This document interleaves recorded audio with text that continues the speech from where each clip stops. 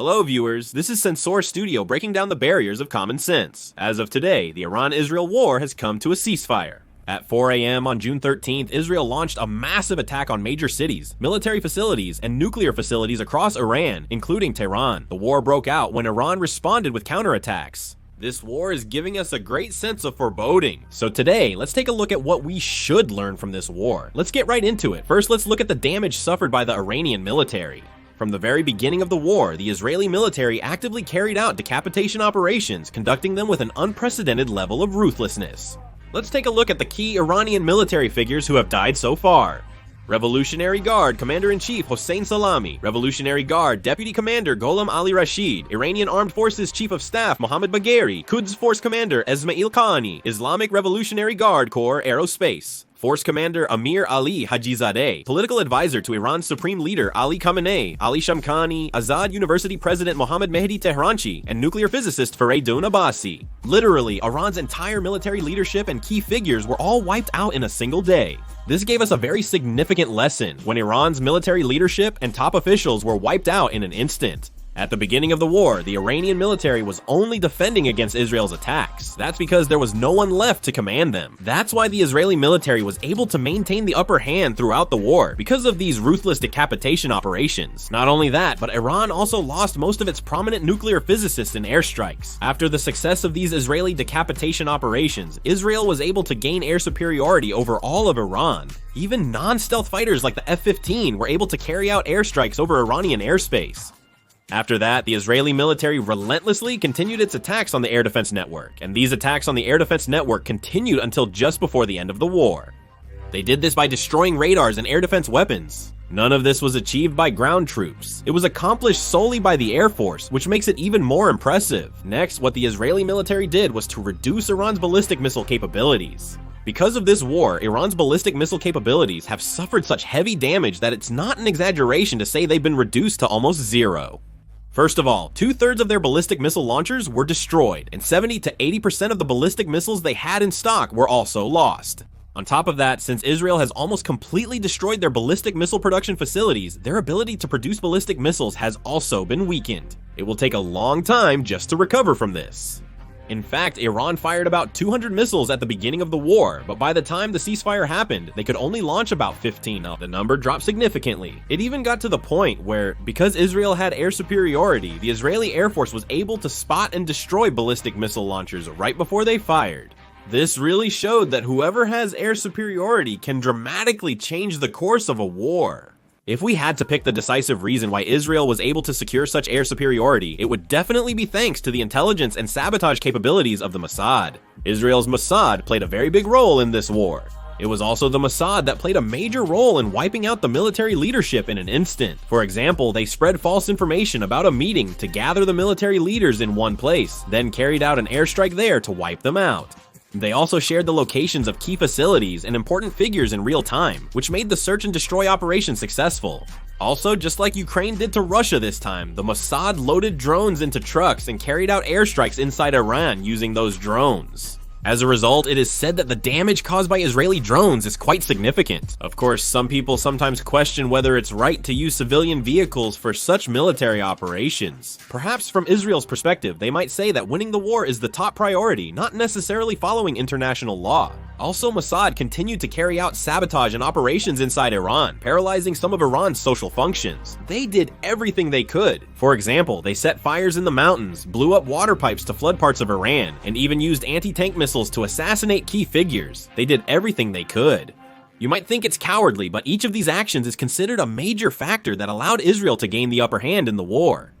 After that, the Israeli Air Force continued to attack major institutions and facilities in Iran, targeting key government buildings like the Ministry of Justice, Ministry of Foreign Affairs, cyber agencies, police headquarters, and the state broadcasting company.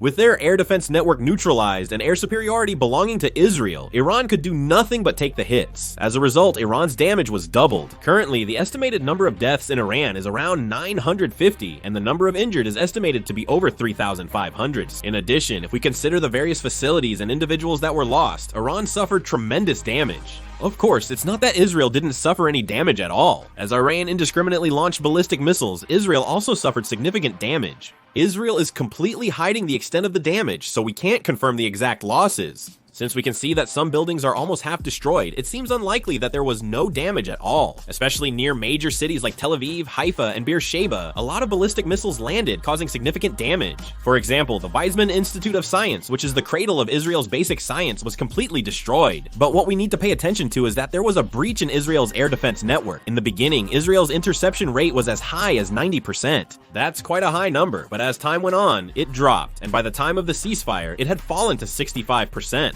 Of course, this is still a high number, but we need to analyze why they couldn't maintain the 90% rate. Israel is one of the countries with the strongest air defense systems in the world, with a layered missile shield made up of Terminal High Altitude Area Defense Arrow, Patriot, David Sling, and Iron Dome. But when you look into why there was a breach, it's quite shocking. Korea also needs to address this issue as soon as possible. The first reason is that Iran used a new missile called Fatah-1 in this war. The Fatah-1 was equipped with a maneuverable re-entry vehicle warhead that changes its trajectory in the terminal phase, disrupting air defense systems. Of course, only a very small number of these maneuverable warhead missiles were used, but because of these missiles, the trajectory suddenly changed and the air defense system was breached. And secondly, Iran was actually smarter than expected. Iran kept launching drones and old ballistic missiles to force Israel to use up its interceptor missiles. Because of this, near the end of the ceasefire, Israel was running low on interceptor missiles and even changed its strategy to only defend essential facilities. In other words, they needed facilities that could continuously supply interceptor missiles, but they didn't have enough. This applies to Korea as well. If we run low on interceptor missiles and several ballistic missiles hit Seoul or Gyeonggi province, it would cause terrible damage. Also, the usefulness of drones has been proven once again. Of course, Israel intercepted most of the Iranian drones, but during the interception, the air defense networks had to focus on those drones, and in the meantime, many ballistic missiles came in and hit their targets. If North Korea were to send thousands of drones at once, would South Korea really be able to intercept them all? I think it would be very difficult. So there is a need to research ways to intercept drones as well. Above all, it remains a major challenge to significantly increase the number of bunker busters that can neutralize underground strategic facilities. If Israel had possessed an ultra-high-strength bunker buster like the Guided Bomb Unit 57, it could have struck Iran's nuclear facilities early in the war without the help of the United States. Of course, South Korea is in a better situation than Israel, because we have the Hyunmoo missile and a missile strategic command with strong ballistic missile attack capabilities. We can sufficiently threaten North Korea's underground facilities. However, the problem is that the Hyunmoo 5 itself is an extremely expensive weapon, so it's difficult to possess hundreds of them in large quantities. Therefore, I think it's necessary to reduce this cost a bit. As you probably learned in the military, bunker busters that can strike underground facilities are essential to eliminate North Korea's key facilities or important figures. There might not be enough quantity. If war breaks out, I think it's also our task to create a system to produce these bunker busters relatively cheaply and quickly. There may be times when we say, we can't do it because of this, or this is difficult because of that, but if we don't do something, our security itself is at risk, so we have to do whatever we can. Looking at the current situation, it seems clear that Israel has gained some advantage. Especially in terms of conventional military power, it would not be an exaggeration to say that Israel has achieved an overwhelming victory. That's because they completely wiped out Iran's military leadership, various facilities, and even nuclear facilities. However, if there's one thing Israel might regret, it's that they weren't able to completely destroy Iran's enriched uranium. Still, even though they couldn't fully eliminate Iran's nuclear development capabilities, they did succeed in delaying them to some extent, so it seems they achieved their intended goal. Above all, this war became an opportunity to extend Prime Minister Netanyahu's administration, which was on the verge of collapse, so for Prime Minister Netanyahu, it probably wasn't a bad choice. However, in contrast, Iran was very close to completing its nuclear development, but now it's been delayed, and with the loss of much of its military leadership and facilities, they've suffered quite significant damage. However, I have a feeling that an even bigger disaster might occur because of this war. That's just my personal opinion. This attack showed just how poor Iran's conventional military power is. Because of that, the Iranian leadership might accelerate their nuclear development even more, just like North Korea. If they come to the conclusion that nuclear development is the only way to survive and continue with their nuclear program, there's a possibility of a clash with Israel. This war has only reached a ceasefire. It hasn't ended, therefore there's a high possibility that another major war could break out. Too many people have suffered because of this war. I'll end the video here, hoping that a bigger war won't break out in the future. Thank you.